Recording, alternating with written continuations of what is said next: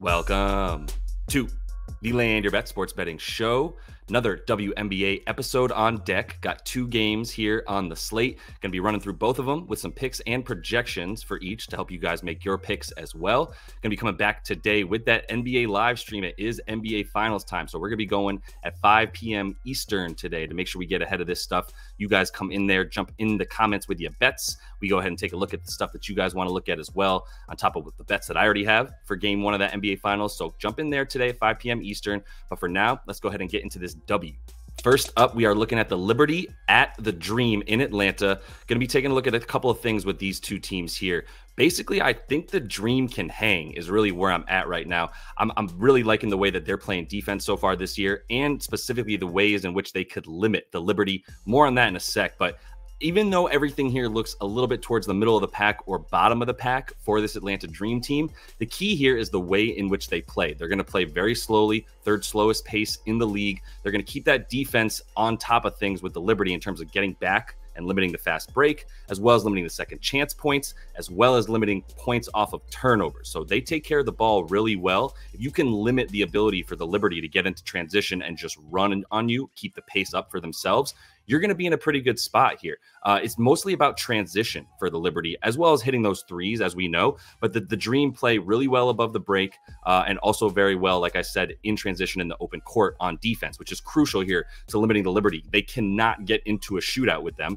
They've got the third worst offensive rating in the league. It's not something that they're going to really bank on, is being able to keep up with this squad, right? So if they can keep things a little bit slower and choppier almost, then they're going to be able to kind of keep it almost sloppy in a way that helps the team that doesn't have quite the same amount of talent as obviously what we're going to see from this Liberty squad. For the Liberty, it's going to be the complete opposite. Obviously, they've got the top offensive rating in the league. They do play at the 7th fastest pace, so still right in the middle of the league in terms of pace, but the transition for them and the ability for them to get into their offense before the defense fully gets back behind the ball and is set is really going to help them. They're the best transition team in the league, even if it's not necessarily fast break points specifically, right? Also, the rebounding is going to be something that's crucial. If Atlanta can't stop the Liberty from getting on the offensive boards, Jonquel Jones and Stewie, obviously, they're going to be in a big amount of trouble there, and got to get out on shooters. Really would rather force this Liberty team to go towards the bucket rather than take some open jump shots, because if they give up those open jump shots, they're toast. I mean, the Liberty are the second best offensive effective field goal percentage, but they also hoist a lot of them. So the volume is going to be there for them, and means that they're going to need to really limit those attempts, keep them off of the offensive glass, and the Dream should have a chance in this one. The bet that I like, however, is going to be under 165.5. This actually got bet up from 164.5, which I'm fine with. Not scared about that at all. What we're seeing here is a Liberty team that, as good as they are on offense, if the Dream can keep up with them by limiting turnovers, limiting points off of turnovers, and continuing to limit the fast break and transition points as a result of turnovers or missed buckets, then the Dream are going to be in a good position to keep this thing within 6.5, 7 points, which I think is correlated to the under. I just like the under a bit more, so that's why I went with this bet. If you wanted to add the Dream +7 or so, I think they're pretty good in terms of if this game goes under, the ability to also cover, like I said. The real key here is also the second fewest points per game that the Dream score, right? They are not a team that wants to get out and put up a ton of points. They really, like I said multiple times now, rely on that defense. And the thing about the Liberty is, although they are at about 86.3 points per game on the season right now, if you take out the 2 games in which they played the Indiana Fever, the worst defensive team in the league, they're actually at 82.2 points per game. So those 4 points are a pretty big deal for this total, as we'll see. Both these teams right at about 500 against the total. But like I said, the Liberty scored 104 and 102 points against the Fever in their 2 games against them. All the other games, that drops down tremendously. So with the Dream playing consistently on D, like I said, getting back and everything behind the ball, I am going to take this game to go under 165.5 with a strong lean to the Dream's ability to cover the spread as well. Other game on the slate tonight between two teams that one's middle of the pack and one is clearly at the bottom. The winless Mystics are going to play host to the Sky here. -4 for the Sky, which seems low, but I'd be careful here. The Mystics, it's got the feel of one of those games deep enough into the season now, about 9 games in for the Mystics, where it's likely that they're going to surprise us before too long, right? They're not going to go winless the whole season. This would be a pretty strong opportunity for them to handle business against the Sky, despite the fact that the Mystics are missing a couple key players like Brittany Sykes as well as Shakira Austin. Most likely both, well, Sykes for sure. Austin, haven't been able to get 100% info on whether or not she's going to play, but after missing the last game, seems like she's also destined to miss this one tonight as well, which would be crucial for them down low. Angel Reese might have a pretty good time. We'll talk about that in a sec, but the offensive rating, defensive rating, everything for Chicago, the pace, rebounding, and everything, except for their shooting, which is actually worse in the league, is middle of the pack, 5th to 7th in that range. So they're going to be right there for most of the season is what I would bank on. They're pretty even in terms of their distribution of shooting from the outside, from the inside, going to the bucket in the fast break, or like I said, taking those jump shots. They're going to do a lot of everything, almost like a 3-level scoring team. But for the Mystics, they're actually better at limiting stuff down low.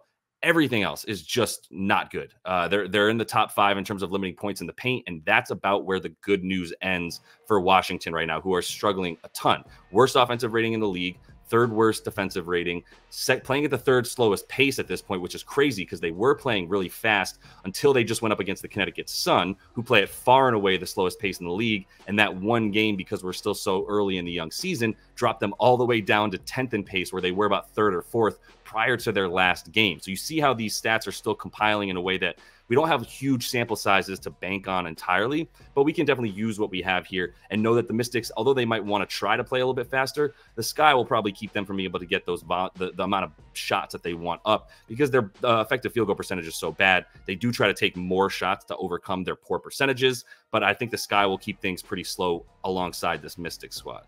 As I mentioned, Shakira Austin and Brittany Sykes likely out, so Angel Reese looks like a good bet to keep getting these points. She's gone over this number in all but 2 games this season for Angel Reese at 10.5 points. And honestly, she's got the most free throws going up against the free throwiest allowing team in terms of this Washington Mystics squad, who give up the most free throws per game to their opponent. And we've got Reese here at the top, in the top 3 in the league in terms of free throw attempt rate by a player. So feel really good about Reese's ability to keep building a home at the free throw line. She's at about 6 per game in terms of the attempts, shooting a really nice percentage there as well, about 5 of 6 per game from the line. So we're going to keep banking on that being the case. Plus, she's going to get out in transition a ton. You see, if she does or even doesn't get the rebound, she's running the floor, trying to get those easy buckets in transition. We're also talking about the 3rd worst transition defense in the league for the Mystics, who struggle to get back on defense a ton, give up a lot of their shots are a lot of them coming from deep, which means longer rebounds, which means faster and easier transition buckets for the Chicago Sky. And Angel Reese has been running the floor very, very well this year, getting the 2nd most amount of transition points on the squad here, and will continue to be able to run the floor, which is impressive for someone of her size, right? The thing about her field goals is she's taking 10 per game, only hitting a 34% clip. So let's say she gets a roughly 6 points, right, from the field, which is about what you can, I think, safely and conservatively project for her, is about 3 buckets made, right, which gets you to the 6 points. Plus you add, if she gets to the free throw line as many times as she has been on the season, easily going to clear this at about 12 points for her. But even if she gets a few less and takes at least 1 3, we're in a pretty good spot here. I think there's easily some room for positive regression in her shooting as well. 34% is not going to be what she's putting up all season. The defense down low has been really good, but without the presence of Austin and Sykes in this one, you're going to continue to see Angel Reese able to eat, especially at the free throw line. Also going to go with Stephanie Dolson from this game. Now, we faded her last time successfully, which was a little bit scary because she took 6 threes in that game, only making 1 of them. She had made 1 more, maybe another easy bucket around the rim. She would have been in a position to go over the 8.5 last time. Now we get it at 7.5, but I'm also going with the boards because without the presence of Austin or Sykes, Dolson has gone over this number in 2 games this season out of the 3 that she's played in this type of situation. But the volume goes up for her. The shot attempts go up. The minutes go up, which all makes sense when she's playing without Austin at this point, this is going to be her 4th game doing so. And the minutes go up as well as, like I said, the attempts from the field, but also the attempts from the free throw line. Now, she's taking the majority of her shots from 3 and from above the break, predominantly from up there. Sky, pretty good at limiting threes, pretty good at limiting above the break, still slightly middle of the pack, maybe a little bit above average. But really, the key here is that she's taking the attempts for Dolson. So she's going to keep putting the ball up that much. She's got to do a little bit better than what we've seen as of late. So I think there's a really good shot for her to at least make 2 of these threes and then another bucket or 2, and she's in, right? She just needs the 8 points, which is really nice. If she can make 2 threes in this one, we're in a good spot. The only place offering her threes is Betano, which is not available in the US, but it at least gives us a little bit of an indication that over 1.5 threes for her is at -138. Meaning there's a very high implied probability that it's going to happen. So if she hits the 2 threes, I really like her to get the 8 points. Got a half a unit on that for even money, but also going to the boards here, which is something that she's done now in 2 games without Austin. In 3 games without Austin, she's gone over this number. The one that she went under didn't even have to play that much as they got blown out by 32 points, right, against the Storm. So with the fact that this should be a lot closer, I wouldn't be surprised at all if the Mystics pull off an upset in this one and get their first dub of the season.